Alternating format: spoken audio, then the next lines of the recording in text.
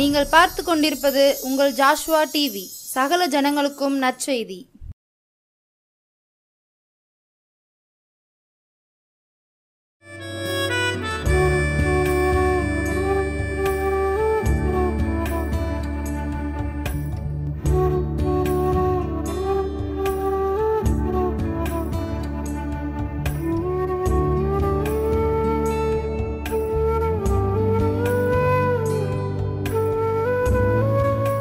ஆண்டுடைய பெரிய கிருபையினால் மகத்தான தயவினால் உங்களை ஒவ்வொருவரையும் தென்காசி மாவட்டம் சுரண்டையில் இருக்கக்கூடிய அருமையான ஜாஸ்வா டிவியின் சார்பாக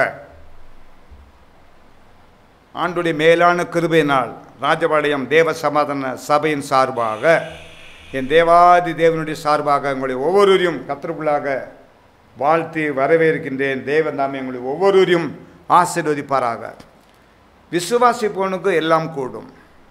நீங்கள் கர்த்தருடைய சமூகத்தில் எதை நாம் பெற்றுக்கொள்வோம் என்ற விசுவாசத்தோடு ஜெபிக்கும் பொழுது தேவ சமூகத்தில் அதை பெற்றுக்கொள்வீர்கள் என்ற விசுவாசம் காணப்பட வேண்டும். இந்த விசுவாசம் தேவன் தரக்கூடிய ஈவு இரக்கம் தயவு அனைத்தையும் நாம் ஆசீர்வாதத்தை சுதந்திரித்து கொள்ள வேண்டும் என்றால் தேவன் நம்மளுடைய வாழ்க்கையில் எதிர்பார்ப்பது என்ன? தேவன் எதிர்பார்க்கக்கூடிய காரியங்களில் நாம் சரியாக நடக்கும் பொழுது, ஒழுங்குங்கிறகமாக நாம் செயல்படும் பொழுது, தேவ சமூகத்தை நாம் முன்வைத்து செயல்படும் பொழுது தேவன் ஒருபோதும் வெட்கப்படுத்தவே மாட்டார். ஒரு வகையிலும் வெட்கப்படுத்தவே மாட்டார். அவர் நீதிபரர், அவர் உண்மை உள்ளவர், அவர் உத்தமன், பரிசுத்தர், நீதிபரர். அவர் சொல்லாகும், அவர் கட்டளை நிற்கும் நிற்கும் நிற்கும் என்பதை பார்க்கின்றோம். அநேக சாட்சிகளை கேட்டிருக்கின்றோம். அநேக ஊழியக்காரனுடைய சாட்சி கேட்டிருக்கோம். அநேக விசுவாசனுடைய சாட்சிகளை கேட்டிருக்கோம். அவருடைய கிருபை என்றும் உள்ளது. நம்முடைய வார்த்தை அநேகருடைய காரியங்களை கட்ட வேண்டும். விசுவாசிகளாக இருக்கக்கூடிய ஒவ்வொருடைய சபைக்கு போகக்கூடிய ஒவ்வொருடைய உங்களுடைய வார்த்தை முயற்சி அநேகருடைய காயங்களை கட்ட வேண்டும். காயப்படுத்தவே கூடாது. நாம் கர்த்தருடைய பிள்ளைகள் என்பதை அநேக ஜனங்கள் அறிந்து கர்த்தருடைய வார்த்தைக்கு பின்பாக வர வேண்டும். கர்த்தருடைய வார்த்தைகளை முன்வைக்க வேண்டும். இதுவே தேவ திட்டம். இந்த உலகத்தில் நம்ம திட்டம் எதுவுமே நிறைவேறாது, நிறைவேறக்கூடாது. கர்த்தருடைய திட்டம். நான் மனுஷன், நிரந்தரம் இல்லாத மனுஷன். பூமியில் சில காலம் தான் ஆண்டு தந்திருக்கார் வாழக்கூடிய நாட்களை, நிரந்தரமே அல்ல. கர்த்தருடைய நாம மகிமைப்படும் முடியாத சாட்சியுள்ள ஜீவியை நாம் ஜீவிக்கும் பொழுது தேவ கிருபை நம்மளை ஆளுகை செய்யதாக காணப்படுகிறோம். தேவன் தாமே ஆசீர்வதிப்பார். அந்த நாளிலும் கூட உண்மை தேவ சமூகத்தில் கர்த்தர் நம்முடைய வாழ்க்கையில் ஒவ்வொரு இடத்திலும் எதிர்பார்ப்பது என்ன என்றால் உண்மை. உண்மையை காணப்பட வேண்டும். உண்மை தேவ சமூகத்தில் எதிர்பார்க்கின்றார். உண்மை வீட்டில் உண்மை, வேலை பார்க்கறதுல உண்மை, பெற்றோர்கிட்ட உண்மை, அண்ணன் தம்பிட்ட உண்மை, ஆசிரியர்கிட்ட உண்மை, ஒவ்வொருத்தரும் உண்மை, அரசிட்ட உண்மை. உண்மை காணப்படுதுமோ அந்த மனுஷனை அந்த மனுஷியை தேவன் உயர்த்துவார். அவர் உயர்த்தும் பொழுது தேவனுடைய நாமம் மகிமைப்படும். தேவனுடைய நாமம் மகிமைப்படும் பொழுது உங்களுடைய குடும்பம் தளிர்க்கும் தளிர்க்கும். மனிதனோ பார்க்கும் பொழுது மங்கி எரியக்கூடிய தீபத்தை போல நாம் பார்ப்பான். நெறிந்த நாணலை போல மனிதன் பார்ப்பான், மனுஷி பார்ப்பாங்க. ஆனால் தேவன் அப்படி இல்லை. நெறிந்த நாணலை முறிக்காதபடி வழிநடத்துகின்ற தேவன். மங்கி எரியக்கூடிய தீபத்தை விளக்கேற்றுகின்ற மலை மேலுள்ள பட்டணமாக மாற்றுகின்ற காண்கின்ற நடத்துகின்ற தேவன். அவர் பக்கத்துக்கும் தூரத்திற்கும் தேவனாக இருக்கின்றார். கர்த்தர் யாரையும் ஒருபோதும் ஒருவரையும் வெட்கப்படுத்தவே மாட்டார். அலட்சியமாக எண்ண மாட்டார் என்பதை பார்க்கின்றோம். தேவன் தாமே ஆசீர்வதிப்பாராக. இந்த செய்தியை மீண்டும் தேவ சமூகத்தில் உங்களை நான் பார்த்து அருமையான உங்களுடைய கர்த்தருடைய பிள்ளைகளாக உங்களுக்கு இந்த செய்தியை தரும்படியாக புதன்கிழமை பூரா வாரம் மாலை 7 முதலாக 7 வரையிலும் 7 முதலாக 7:20 வரையிலும் செய்தியை தரத்தக்க தேவன் கிருபை தருகின்றார். இதில் அநேக அதிகாரி பார்ப்பீர்கள், விசுவாச குடும்பம் பார்ப்பீங்க, அதே மாதிரி யாராவது ஆண்டை பற்றி அறியாதவங்களும் பார்ப்பீங்க. அதில் ஏதாவது குறைகள் இருக்குமானால் அந்த டிவி ஓடிக்கிட்டு இருக்கக்கூடிய கீழே என்னுடைய ஃபோன் நம்பர் வரும். V Joseph Ramasamy, Rajapalayam. Cell number 97 15 31 79 94. இந்த நம்பருக்கு நீங்கள் தொடர்பு கொண்டு ஏதாவது ஜெப குறிப்போ அல்லது என்னுடைய அந்த செய்தி இதுகளில் இன்னும் இப்படி பலப்பட வேண்டும் என்ற ஒரு காரியங்கள் இருந்தால் தாராளமாக நீங்கள் எனக்கு சொல்லுவது எனக்கு ஊக்கமாக இருக்கும். இந்த ஊழியத்தை நீங்கள் நினைத்து கொள்ளுங்கள், செபியுங்கள். தேவன் கிருபை என்றும் உள்ளது. இந்த நாளின் கூட செய்தியின் தலைப்பு உண்மை. அதற்கு முன்பாக ஒரு சிறிய கருத்து உங்களோடு நான் பகிர்ந்து கொள்ள விரும்புகின்றேன். ஒரு சகோதரனாக, சகோதரியாக, பெற்றோராக, பெரியோராக நான் அன்பாக வேண்டிக் கொள்ளக்கூடிய ஒரு சின்ன வேண்டுகோள்.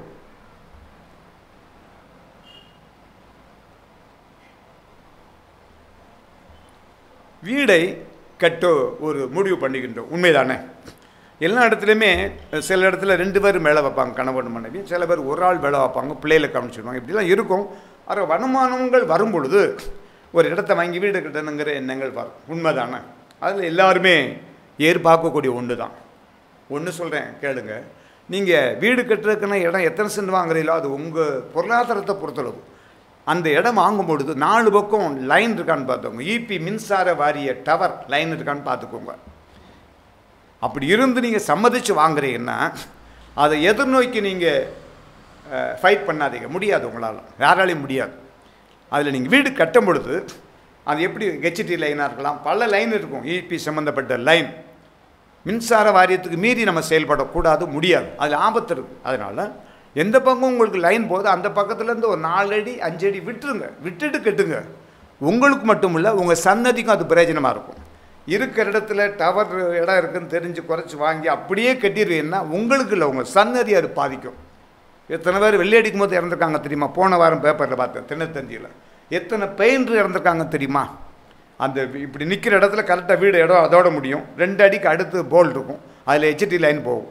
அவங்க வெள்ளை அடிக்கும்போது டக்குன்னு கையில் கவனக்குறைவாக வச்சுருவாங்க, வேணும்னு வைக்க மாட்டாங்க யாரும். பாவம் இல்லையா? அது ஒரு ஜீவன் இல்லையா? நம்ம கொடுக்குற சம்பளம் ஒரு நாள் தானங்க, வேலை பார்த்தா 800 900 கொடுப்பீங்க. அந்த ஜீவன் மேலாந்தன்ல அவரை நம்பி எத்தனை பிள்ளைகள் இருக்கும், மனைவி இருப்பாங்க, எத்தனை படிப்பு பெற்றோர்கள்லாம் இருப்பாங்க. நான் தயவு செய்து இடம் வாங்கும்போது அந்த லைன் இருக்கான்னு பார்த்து வாங்க. நீங்கள் விருப்பப்பட்டு வாங்கி அதிகமான இடம் இருக்குமானா அந்த லைன்லேருந்து ஒரு குறிப்பிட்ட ஒரு 8 அடி விட்டுருங்க, 7 அடி விட்டுருங்க. விட்டுட்டு அதை டச்சே பண்ணாமல் கட்டினா சுதந்திரமாக இருக்கும். ஒன்று சொல்கிறேன் கேளுங்க. யானை வந்தால் நம்ம சம்மந்தம் இல்லாமல் ஒரு இடத்துல இருட்டில் போயிட்டு ஒரு யானை வந்துடுது. ஒரு மலை மேலே போகும்போது, ஒரு கிராமத்தில் போகும்போது, ஒரு காட்டுக்கு போகும்போது யானை ஓடியாந்துடுது. என்ன செய்வோம்?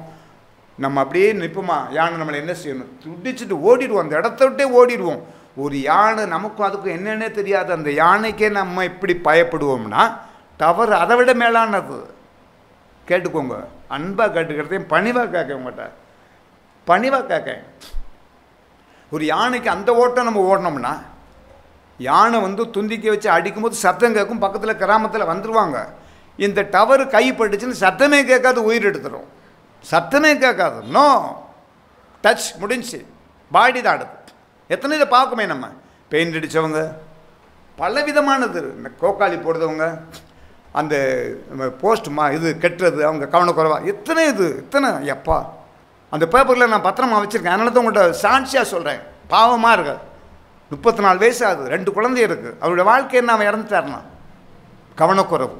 அதில் நம்ம போராட முடியாதுங்க. ஒரு யானையை பார்த்து எப்படி தலதிரிக்க ஓடுதோமோ அதே போல் டவர் உள்ள இடத்துக்கு நம்ம இடத்த விட்டுட்டு அரசுக்கு கீழ்ப்படிஞ்சு நம்ம செயல்படும் பொழுது நமக்கு அரசு பாதுகாப்பை தரும், கிருபை தரும். 4 பக்கமும் அந்த லைன் இருக்கான்னு பாருங்கள். ஒன்று ரோட்டு பக்கம், அதுக்கடுத்து பக்கத்து வீடாக இருக்கும். விலை குறைச்சி கிடைக்குன்னு நினச்சி இருக்கிற இடத்துல நீங்கள் கட்டாதீங்க. அப்போ ஈப் லைன் போகுதுன்னு வாங்கினீங்கன்னா, குறைச்சி வாங்கினீங்கன்னா இடம் விட்டுருங்க. ஒரு 7 அடி 8 அடி விட்டுருங்க, பிரச்சனை இல்லை. இல்லை குறைச்சி கொடுத்துக்கவங்ககிட்ட இவ்வளோ இடம் உடனேயா ரேட்டு குறைச்சி கொடுங்கன்னு கேளுங்க, அது தப்பு இல்லை. அப்படி வாங்கும்போது உங்களுடைய பிள்ளையுடைய வாழ்க்கையும் பிரயோஜனமாக இருக்கும். சில மீட்ரு விட்டுருங்க, விட்டுட்டு ஆபத்தை ஏற்படுத்தாதபடி ஆபத்துலேருந்து நம்ம தப்பிக்கிற வழிபாக இருக்கும். அந்த மின் அழுத்தம் அதிகமாக இருக்கும். அந்த டவர் கீழே மரம் வளர்க்கும், உண்மைதான். முதல் வீடை சொல்லிட்டேன். அந்த வீடை கட்டி முடிக்கும் போது அந்த லைனை ஒட்டி 2 அடி 1 அடியில் இருந்துச்சுன்னா சாட்டை சொல்லும், மழை பெய்யும், பெயிண்ட் அடிப்போம், வெள்ளை அடிப்போம், துணிமணி காயப்படும், பக்கத்தில் இருந்தால் டவர். பாவங்க, நம்ம வீடு கட்டி ஒரு உயிரை கொள்வது அது தப்பு. இடம் விட்டு செய்யுங்க. மரம் வளர்க்கும், உண்மைதான். நம்ம சுதந்திரத்துக்கு மரம் வேணும். முடிஞ்ச அளவுக்கு நம்ம இடத்துல மரம் வளங்க. எல்லாம் வீடை கரெக்டாக கட்டி ஒரு 3 அடிக்கு தள்ளி நம்ம ரோட்டில் கட்டுறீங்க, அது சரியான யோசனை பண்ணிக்கோங்க. நம்ம இடம் 20 சென்ட் இருக்குது, அதுக்குள்ளே மரத்தை வளங்க, சுதந்திரமாக இருக்கும். சரி, ரோட்டில் நீங்களே கண்ணு வச்சு மரம் வளர்த்துட்டீங்க. அந்த மரம் வளரும் போது மேலே லைன் போகுது, 6 பேருடைய லைன் ஒன்றுவோட போகும், இபி சர்வீஸ் ஒவ்வொரு வீட்டுக்கும். அது மேலே வளர என்ன ஆகும்? கொப்பு இப்படி ஆடி எத்தனை இடத்துக்குல்ல. கடந்த வருஷத்தில் நான் பார்த்தேன், பிஎஸ் கண்ணரில். பிஎஸ் கண்ணர் ஸ்கூலுக்கு போகிற கேட்ட சேர்ந்து ஒரு வீட்டில் பார்த்தேன். பெரிய மரம், டவர் சாஞ்சு நல்ல மழை காற்று, புளிய மரம், வேப்ப மரம், 30 years அது 30 வருஷத்துக்கு கடந்துருச்சு. மரம் யார் வீட்டுக்கு முன்னால் இருந்துச்சோ அந்த வீட்டுக்கு முன்னால் அவர் இல்லை, வெளியூருக்கு எங்கே போயிட்டார். மரம் விழுந்ததுமே எல்லாம் நீட் பண்ணி முன்பாலேருந்தெல்லாம் ஒதுக்கி அது பிறகு தான் அவர் வராரு. நான் ஏன் சொல்கிறோம்னா, அவங்க இடத்துல ஒதுக்கி உள்ளே தள்ளி வச்சுருந்தாங்கன்னா இத்தனை பாடுகள் இல்லை. அது என்ன சேதம் ஏற்படுச்சா என்னன்னே தெரியல. பெரிய மரம், வாக்கிங் போகிற இடம் அது, முக்கு 4 பக்கம் ரோடு விழுந்துருச்சு. லைனு எஸ்டிடி லைன் எல்லாம் அந்த கிடக்கு. எத்தனை அதிகாரிக்கு நைட்டில் பாதிச்சிருக்கும். அதனால் அந்த மரம் வளர்க்குறது தவறு கிடையாது. அந்த மரத்தை அப்பைக்கப்போ நம்ம கிளையை நறுக்கி அதை ரொம்ப மேலே போயிடாமல், தவறுக்கும் பாதிக்காமல், பக்கத்து வீட்டுக்கும் பாதிக்காமல், அரசுக்கும் பாதிக்காத அளவுக்கு, உயிர் சேதம் ஏற்படாத அளவுக்கு சுருக்கமாக நம்ம அந்த அளவுக்கு வச்சுக்கிடணும்.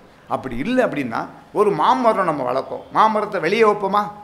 சப்போட்டா, ஆரஞ்சு, எத்தனையோ ரீதியாக இருக்குது. மழை விலை கூட நேரம் இந்த மாதம் வந்துடும் மாட்டேதியம்மா. உண்மை தான், எல்லாருக்கும் கிடைக்கும். ஏப்ரல் மாதம் வந்தாவே ராஜபாளையத்தில் எல்லா ஏரியாலும் எல்லா ஊர்லேயும் மாம்பழம் கிடைக்கும். அந்த மாம்பழ மரத்தை நாங்கள் எங்கே வைக்கோம்? நம்ம வீட்டுக்கு வெளியே வைக்கோமா, ரோட்டில் வைக்க மாட்டோங்கல்ல. ஏன் வச்சா வேறு யாரும் பிடுங்கிடுவாங்க. அப்படி வச்சா டவர் தொடும், நம்ம மரத்தை பிடுங்க முடியாது. அதை மாதிரி கண்காணித்து நீங்கள் எந்த மரம் வளர்த்தாலும் சரி, தயவு செய்து பிறருக்கு இடையூறு இல்லாதபடி, நம்முடைய குடும்பத்தாருக்கு இடையூறு இல்லாதபடி கண்ணும் கருத்துமா அதை மாங்காய் மரம், தேங்காய் மரம், அது மாதிரி பாதுகாப்பு நமக்கு பலன் தரக்கூடிய மரம் நினச்சி ஒரு கிளையை குறிப்பிட்ட அளவுக்கு மட்டும் விட்டுட்டு மேலே வளராதபடி பரவலாக வளரக்கூடிய வழியை நீங்கள் செய்யலாம். வைக்கும் போதே செய்யலாம். நம்ம வளர்த்துட்டோம் ஈபியில் பார்த்துக்கிடுவாங்க, அது தப்பு. ஈபியில் எவ்வளோ தாங்க பார்க்க முடியும்? உள்ள வேலைக்கு ஆள் இல்லை. நினச்சி பாருங்கள், நம்ம வைக்க அவங்க வந்து செய்வாங்களா? சில மரம் ரொம்ப விறுவிறுன்னு போயிடுது, டவருக்கு மேலே போயிடுது, பார்த்துருக்கேன். அது தப்பு. நமக்கு தெரிஞ்சு அவர் செய்யக்கூடாது. ஏன்னா நம்ம வீட்டில் இருப்போம், நம்ம பிள்ளைங்க நம்மளை சார்ந்து வந்திருப்பாங்க, ஒரு வண்டியை நிப்பாட்டுவாங்க, காற்று அடித்து சடார்னு டவர் அந்த உளுந்த அந்த காற்றுக்கு அந்த மரம் கிளைக்கா தாங்குமா? தாங்காது, நூல் மாதிரி. அதுக்கு 30 வருஷம் மரத்துக்கு நல்லா பலப்பட்டு காற்றுல ஆடும்போது, சூறாவளி காற்றுல ஆடும்போது அந்த ஹெச்டி லைன் வந்து நூல் மாதிரி சடார்னு அத்து விட்டுரும். யார் ரோட்டில் போகிறாங்களோ பாவம் இல்லையா? உனக்கு வந்தால் எனக்கு அப்படி நினைக்கவே கூடாது, தப்பு. தன்னை போல் பைபிளில் இருக்கு, தன்னை போல் பிறரையும் நேசி. ஏன்? நம்மளை, நம்மளுடைய ஜீவனை, நம்முடைய ஆத்மாவை, நம்முடைய சொந்த பந்தங்களை, பிள்ளைகளை எப்படி நேசிக்குமோ அதே மாதிரி எல்லாரையுமே நேசிக்கணும். நம்ம நேசிச்சிட்டோம்னா எல்லாமே நல்லபடியாக நடக்கும். தேவன் தாமே ஆசீர்வதிப்பார். அந்த நாளின் செய்தியின் தலைப்புக்குள்ளாக செல்வோம். உண்மை, இது கர்த்தருக்கு பிரியமானது உண்மை என்பதை பார்க்கின்றோம். அவருடைய கிருபை. யூத ஜனங்கள் அருமையான வேலையில் ஒவ்வொரு நிமிஷமும் தேவ சமூகத்தில் உண்மை காணப்பட வேண்டும் என்பதை பார்க்கின்றோம். அவருடைய கிருபை என்றும் உள்ளது. யூத ஜனங்கள் சமாரியா ஜனத்தை வெறுத்தார்கள் என்பதை பார்க்கின்றோம். இந்த யூதருக்கும் 2 பாதைகள் உண்டு. சமாரியாவுக்கும் யூத ஜனங்களும் கொள்வதற்கு 2 பாதைகள் உண்டு என்பதை பார்க்கின்றோம். இதில் சமாரியா வழியாகவே மிகவும் பக்கமாக காணப்படுகிறது. மற்ற பாதை வழியாக சென்றும் பொழுது மிகவும் அதிகமான தூரம் சுற்று அதிகமாக காணப்படுகிறது. இந்த யூத ஜனங்கள் சமாரியா வழியாய் செல்ல மாட்டார்கள். அவர்கள் மிகவும் வெறுத்தார்கள். இயேசு கிறிஸ்து பேசும் தெய்வம் அங்கு சென்றார். இயேசு இதை முறியடித்தார். அந்த வழியாக போனார். அந்த சமாரியா அருகே உள்ள கிணத்தில் ஓய்வு நின்றார். ஓய்வுக்கு நிற்கும் பொழுது அந்த வேளையில் ஒரு சமாரியா ஸ்திரீ வருகின்றார்கள். தண்ணீர் எடுக்க வந்தாங்க. யூத ஜனங்கள் என்றால் கண்டுகொள்ள மாட்டார்கள். இயேசு அந்த ஸ்திரீயிடத்தில் தண்ணீர் கேட்டார் குடிப்பதற்காக. அந்த சகோதரி சொன்னார்கள், வேதத்தின் அடிப்படையை நான் பார்க்கின்றேன், வேதத்தின் அடிப்படையை தான் நான் உங்களோடு பகிர்ந்து கொள்கின்றேன், வேதத்தின் அடிப்படையில் பார்க்கின்றோம். இயேசு அந்த ஸ்திரீயிடத்தை தண்ணீர் கேட்டார். நீ யூதனாக இருக்க தண்ணீர் எப்படி என்னிடம் கேட்கலாம்? இயேசுடைய பதில், இதை ஜீவ தண்ணீர் தருவேன் என்றார். அவள் பதில், எங்கள் தகப்பனார் ஆபிரகாமுடன் நீர் பெரியவரோ. யோவான் 4 அதிகாரம் 9 to 26 வரைக்கும் பார்ப்போம். அவருடைய வார்த்தையை பார்க்கின்றோம். இயேசுவா அவரை சொல்கிறார், மேசியா நானே என்று வேதத்தின் சொல்லப்பட்ட ஒரு சில குறிப்பிட்ட வார்த்தையின் இதுவரையும் ஒன்றும் அந்த சமரியா பெண்ணுக்கு இயேசு என்று தெரியப்படவில்லை. சமரியா ஜனங்கள் ஒதுக்கப்பட்ட ஜனங்களாக இருந்தார்கள். இயேசுவுக்கு நன்றாக தெரியும், வேதத்தின்படி ஒருவரையும் அற்பமாக எண்ணாதிருப்பீர்களாக என்ற வார்த்தையை நாம் வசனத்தின் மூலமாக நாம் பார்க்கின்றோம். யோவான் 3 அதிகாரம் 17வது வசனத்தை நாம் பார்க்கும் பொழுது, உலக இரட்சகர் ரட்சிக்கப்படுவதற்காகவே இயேசு கிறிஸ்து இந்த உலகத்தில் வந்தார். மத்தேயு 15 அதிகாரம் 3:5 பார்ப்போம். நீங்கள் உங்கள் பாரம்பரியத்திலே தேவனுடைய கற்பனைகளே என் மீறி நடக்கின்றீர்கள். அருமையான தேவ ஜனமாகிய நாம் புரிந்து கொள்ளக்கூடிய ஒரு வார்த்தை என்ன என்றால், கர்த்தருக்கு பிரியமான காரியங்களை செய்ய வேண்டும். கர்த்தருக்கு பிரியமான காரியங்கள் உண்மை ஒன்று. இயேசுவும் அந்த யூதர்களை சமாரிய ஜனத்தையும் வெறுத்திருந்தால் அந்த சமாரிய ஜனங்கள் சுவிசேஷம் எப்படி அறிந்திருக்க முடியும்? இயேசு நம்மை வெறுமையாக நினைக்காமல் நம்மளை தேடி வந்தார். எல்லா வகையிலும் பாவிதான் நாம் ஒவ்வொருவரும், ஆனால் அவர் நம்மளை தேடி வந்தார். நீதிமான்களை தெரிந்து கொள்வதற்கு அல்ல, பாவிகளை ரட்சிக்கவே இயேசு கிறிஸ்து இலவசமான ரட்சிப்பு என்னும் கிருபையை நமக்கு தந்து அவர் இரத்தத்தினால் நம்மளை ஒவ்வொருவரையும் சுத்திகரித்தார். அந்த சமாரிய ஸ்திரியும் இயேசுவோடு தேடி சென்றார். சுவிசேஷம் அறிவிக்கப்பட்டது. வந்த வேலையை அவங்க பார்க்கல, குடத்தை வச்சாங்க, தண்ணி எடுக்கல. இவர் ஒரு தீர்க்கதரிசி என்று காண்கின்றேன், இவர் ஒரு காயங்களை கட்டுகிறவர் என்று காண்கின்றேன், இவர் வெளிப்பாடை சொல்லக்கூடியவர் என்பதை காண்கின்றேன், இவரை ஒரு தெய்வமாக நான் காண்கின்றேன் என்ற ஒரு தீர்மானத்தோடு வந்த வேலையை பார்க்காதபடி குடத்தை வைத்துவிட்டு அங்குள்ள ஜனங்களை அழைத்து கொண்டு வந்த அந்த சமாரிய ஸ்திரியுடைய வாழ்க்கை வரலாறே இந்த வேத வசனத்தை நாம் பார்க்கின்றோம். சாட்சியான ஒரு ஜீவியம், விசுவாசமான ஒரு ஜீவியம். அந்த சமாரியா அந்த நாளில் பார்க்கும் பொழுது யோவான் 6:37 நாம் பார்க்கும்பொழுது தேவன் பட்சபாதம் இல்லாத தேவன். தீத்து 2:15 பார்ப்போம், நீ இவைகளை போதித்து அதிகாரத்தோடு கடிந்து கொள். வேத வசனத்தை சொல்லு, அன்போடு சொல்லு, கடிந்து கொள்ளுதோடு சொல்லு. அது ஏற்றுக்கொள்ளாத இடத்துல கடிந்து கொள். அதை தான் ஆண்டவர் சொல்றார். சமாரிய ஸ்திரீ தண்ணீர் எடுக்காமல் கேள்விப்பட்ட இயேசுவை பொறுமையோடு பதில் சொல்கிறார். நீதிமொழிகள் 21:2 மனிதனுடைய வழி நமக்கு செம்மையாக இருக்கலாம், ஆனால் அது தேவனுடைய சமூகத்தில் கர்த்தருடைய கண்கள் நம்முடைய இருதயத்தை ஆராய்ந்து நிறுத்து பார்க்கின்றது. யோவான் 4 பார்ப்போம், யோவான் 4:17, 18, 19 பார்ப்போம். இங்கு 2 உண்மை விளங்குகிறது. அந்த ஸ்ரீ இயேசுவை பார்த்து நீ தீர்க்கதரிசி என்று காண்கின்றேன். யோவான் 4:17 பார்ப்போம். அந்த ஸ்திரீ எனக்கு புருஷன் இல்லை என்றால் நீ சொல்லக்கூடியது உண்மைதான். யோவான் 4:18 பார்க்கின்றோம். இது உள்ளபடி சொன்னாய் என்று அவருடைய திட்டமாக வெளிப்பாடே கர்த்தராகிய இயேசு சொல்லும் பொழுது அந்த ஸ்திரீயுடைய வாழ்க்கையில் அப்படி உள்ளத்தில் அந்த வார்த்தைகள் புறப்பட்டு அநேக ஜனங்களை அழைத்து வரும்படியாக சென்றார்கள் என்பதை பார்க்கின்றோம். அந்த ஸ்திரீயிடத்தில் உண்மை காணப்பட்டது.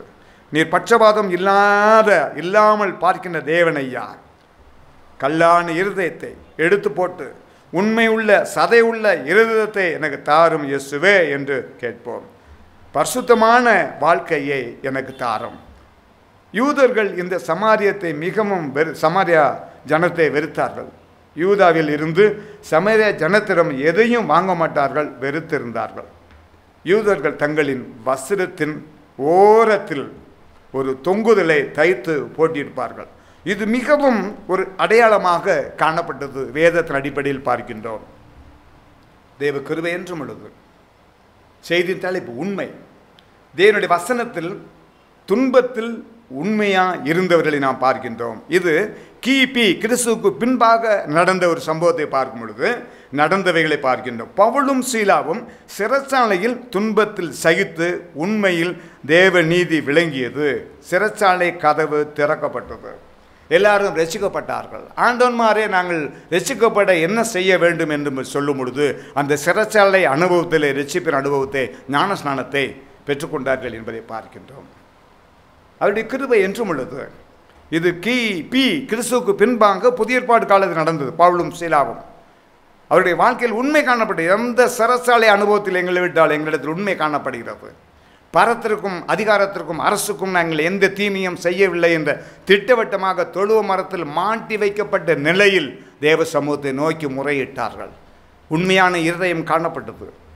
அடுத்தபடியாக இது கிபி, அதாவது கிபிக்கு கிறிஸ்துவுக்கு பின்பாக நடந்த சம்பவத்தை சொன்னேன். இனிமேல் நான் உங்களோடு பகிர்ந்து கொள்வது கிமு நடந்த கிறிஸ்துவுக்கு முன்பாக நடந்த ஒரு சம்பவத்தை நான் சொல்ல ஆசைப்படுகின்றேன். தானியேல் உண்மை சிங்கங்களின் கெபியில் தூதன் மூலமாக பாதுகாக்கப்பட்டார். அவருடைய உண்மை காணப்பட்டது. கடைசி வரைக்கும் அவர் கீழ்ப்படியவே இல்லை. அந்த ராஜாவை கீழ்ப்படியில, தேவனுக்கு கீழ்ப்படிந்தார். அந்தி சந்தி மத்தியான வேளையில் தேவனை நான் துதிப்பேன். இது பரிசுத்த வேதாகமம் சொல்கிறது, நான் அல்ல. எவ்வளவு கிருபை இது! கிறிஸ்துவுக்கு முன்பாக நடந்த சூழ்நிலை. தானியேலுடைய வாழ்க்கையில் எந்த ஒரு பிளவும் வரல, விசுவாச குறைவு வரல. உண்மையாக ஜீவித்தபடினால் அந்த தானியேல் சிங்க கையிலிருந்து மீட்கப்பட்டார் என்பதை பார்க்கின்றோம். 3 பேர் எரியக்கூடிய அக்கினி சுவலை 7 மடங்காக கூட்ட சொல்லுகிற ராஜா. உண்மைதான். சாத்ராக், மேசாக், ஆபேத்நேகோ உண்மைதான். ஆனால் உண்மை நிமித்தம் இவர்கள் பாடுகள் பட்டார்கள். 7 மடங்கு அக்கினி சுவாலையை கண்டு அவர்கள் பயப்படவில்லை. பரலோகத்தில் வீற்றிருக்கும் என் தந்தையாகிய பரிசுத்த தேவனை பார்த்து சந்தோஷமாய் வெளியே வந்தார்கள். எந்த ராஜா தூக்கி அந்த அக்கினி ஜுவாலையில் போட சொன்னாரோ அந்த ராஜா பார்த்து கொண்டே இருக்கின்றார். தூக்கி போட்ட அந்த அதிகாரிகள் இறந்து விட்டார்கள், அந்த வீரர்கள் இறந்து விட்டார்கள். எனக்கு அருமையான தேவசனமே, நான் 3 பேரை வல்லவா போட்டோம், 4வது ஆள் தேவசாயலாக தெரிகிறது என்று அந்த ராஜா சொல்கிறார். தேவ திட்டம் ஒன்று இருக்கும், உண்மை. இந்த சாத்ராக், மேசாக், ஆபேத்நேகோவுடைய அந்த 3 பேருடைய உண்மை அந்த தேசமே கர்த்தருக்குள்ளாக வழிநடத்தக்கூடிய ஒரு கிருபையை. சாத்ராக், மேசாக், ஆபேத்நேகோ இந்த 3 பேர் எந்த தெய்வத்தை ஆராதிக்கின்றார்களோ அவர்களை மட்டும் ஆராதிக்க வேண்டும். அவரே உண்மையுள்ள ஜீவனுள்ள தேவன், சரித்திரம் உள்ள தேவன். சரித்திரம் சொல்கின்றபடினால் வேற எதை நீங்கள் ஏறெடுத்தாலும் அந்த குடும்பம் சுட்டெரிக்கப்படும், எருக்களமாக்கப்படும் என்று அந்த ராஜாவுடைய கட்டளைகளை பார்க்கின்றோம். கிருபை. பவுலும் சீலாவும் உண்மை காணப்பட்டது. தானியேலுடைய வாழ்க்கையில் உண்மை காணப்பட்டது. சாத்ராக், மேசாக், ஆபேத்நேகோ வாழ்க்கையில் உண்மை காணப்பட்டது. கர்த்தருக்காக எழும்பி பிரகாசித்தார்கள். தேவ திட்டம் நிறைவேறும் பொழுது அந்த தேசமே அசைந்தது. அந்த தேசத்திலே ஒரு மகிமை, தேவனுடைய வல்லமை இறங்குவதை உணர முடிந்தது. தேவன் தாமே ஆசீர்வதிப்பார்கள். அந்த நாளில் கூட ஆண்டோடைய பெரிய கிருபை நாள் இந்த ஜாஸ்வா டிவியின் மூலமாக அருமையான இந்த நாளிலும் கூட உங்களோடு இந்த உண்மை என்ற செய்தியை 1ஆம் தேதி 7வது மாதம் 2025ஆம் ஆண்டிலும் கூட இப்படிப்பட்ட செய்தியை உங்களுக்கு தரும்படியாக தேவன் அந்த பலனுக்காக, கிருபைக்காக நான் நன்றி செலுத்துகிறேன். தேவன் தாமே உங்களை ஒவ்வொருவரையும் ஆசீர்வதிப்பாராக. ஆமேன், ஆமேன், ஆமேன்.